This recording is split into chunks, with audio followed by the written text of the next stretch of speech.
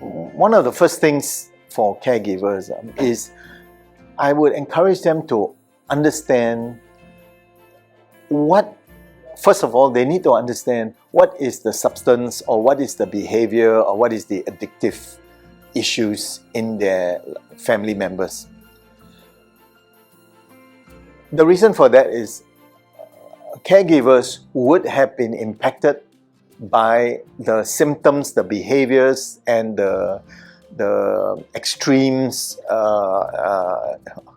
characteristics of the addiction or the addict himself. Yeah, and again, it depends on. If we are talking hypothetically, then we are not being very specific, because if we are talking about a heroin addict, then it can be very, very extreme. Yeah, it's like they have lost their son or they have lost their brother.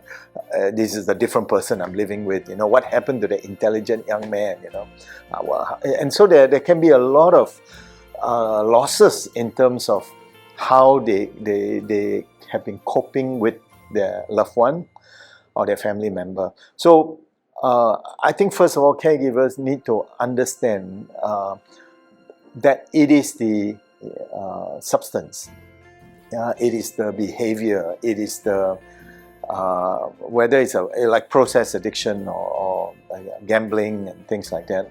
Then something else is organizing the person, and not the person themselves. So part of the reason is to differentiate the individual from the addictive influence that has impacted a person, and that can be difficult because it's subjective to what kind of damage has been done. You know, there could have been injury, physical injury. There could have been financial losses. There could have been disgrace to the family, embarrassment, etc. So there could be so many things, and so how to preserve that, I think, is very difficult. I do encourage caregivers to also learn to take care of themselves because they need help. I mean, when you look at Alcoholics Anonymous, very early they started working with codependency issues and with families of alcoholics. CODA. So CODA and Al-Anon. Working with families of the addicted person and working with the spouse of the addicted person, I think it's very important to understand that there's already a progression from moving from the addicted person to the caregiver, especially a spouse, and then working with the family and working especially with children. So it's not just up to the spouse, the family members, and the children to decide, oh, we need to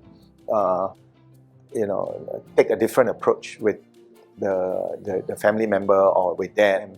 So caregivers also must be mindful that it's not just this individual that is turning everything upside down, but there could be some other family contributing factors that all of them are actually exposed to.